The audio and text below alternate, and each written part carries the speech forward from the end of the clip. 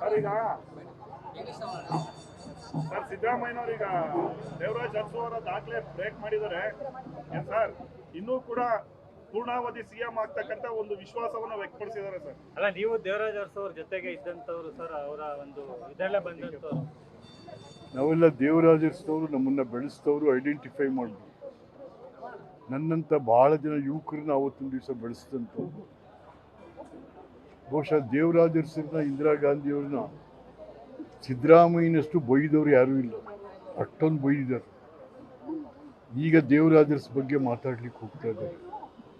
ಅಂದರೆ ದೇವರಾಜ್ ಅರಸಿಗೆ ಮೀರಿ ನಾನು ಒಂದು ದಿವಸನೋ ಏನೋ ಇದೇನಪ್ಪ ಅಂತಂದರೆ, it is the joke of the year 2026.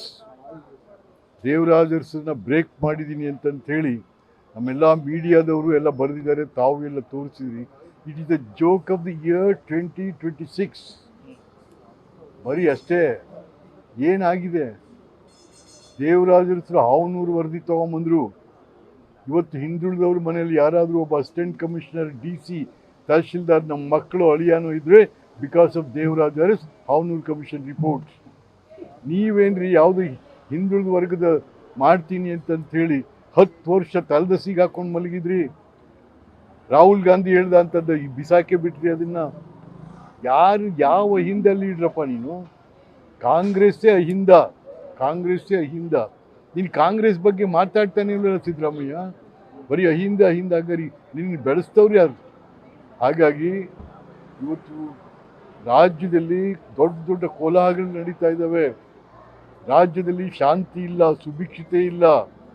So ಇದೆಲ್ಲ ಏನೋ ಮಾಡಿಬಿಟ್ಟಿದ್ದೀನಿ ಅಂತಂತೇಳಿ ದೇವರಾಜ್ ಅರಸರಿಗೂ ನಿಮಗೂ ಸಾಟಿ ಇಲ್ಲ. ದೇವರಾಜ್ ಅರಸರಿಗೂ ನಿಮಗೂ ಸಾಟಿ ಇಲ್ಲ. ಹಾಗಾಗಿ ಅನಾವಶ್ಯಕವಾಗಿ ದೇವರಾಜ್ ಅರಸರು ನಾನು ಸಮ ಅಂತ ಹೇಳ್ತಕ್ಕಂಥದ್ದು ನಗೆಪಾಟ್ಲು. ಈಗ ಅವರು ಬೆಂಬಲಿಗರೆಲ್ಲರೂ ಕೂಡ ದೇವರಾಜ್ ಅರಸರಿಗೆ ಹೋಲಿಕೆ ಮಾಡಿದ್ದಾರೆ ಸರ್. ಮತ್ತೆಲ್ಲ ಕಡೆ ಸಂಭ್ರಮಾಚರಣೆ ಮಾಡ್ತಾ ಇದ್ದಾರೆ, ಬಾಡುಟಗಳು. ಅದೇ ನಾನು ಹೇಳಿದ್ನಲ್ಲ, ಜೋಕ್ ಆಫ್ ದಿ ಇಯರ್. ಅವ್ರಿಗೂ ಯಾರೂ ಗೊತ್ತಿಲ್ಲ ದೇವರಾಜ್ ಅರಸು ಅಂತ ಶಿಷ್ಯರಿಗೂ. ಸುಮ್ಮನೆ ಜೈ ಜೈ ಜೈ ಜೈ.